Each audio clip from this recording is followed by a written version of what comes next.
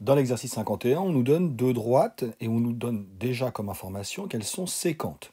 Donc pour déterminer leur point d'intersection, on est donc amené à résoudre le système 1 moins t égale à 2 plus t'. 2t est égal à moins 2 moins 2t', et 4 est égal à t'. Ici, ce système est équivalent si on isole les variables t et t' dans le même membre, eh bien à t plus t' qui est égal à moins 1, 2t plus 2t' qui est égal à moins 2, et la dernière, t' qui est égal à 4.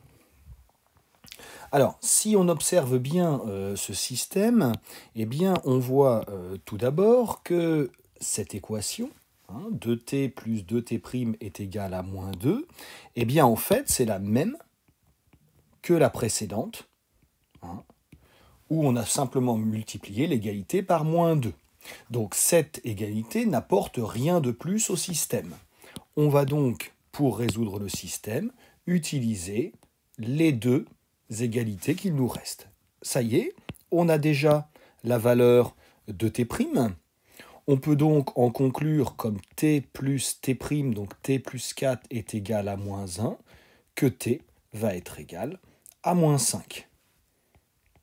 Pour déterminer les coordonnées du point d'intersection, soit on remplace dans le premier système par la valeur de t qu'on a trouvée, ou alors on remplace dans le deuxième système par la valeur de t' qu'on a trouvée. On peut par exemple remplacer dans le premier système. On va trouver x est égal à 1 moins t, donc 1 moins 5, qui est donc égal à 6.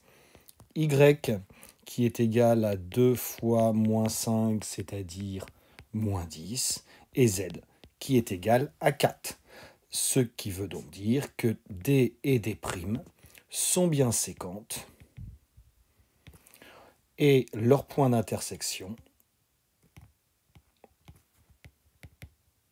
a pour coordonnées eh bien 6, moins 10 et 4.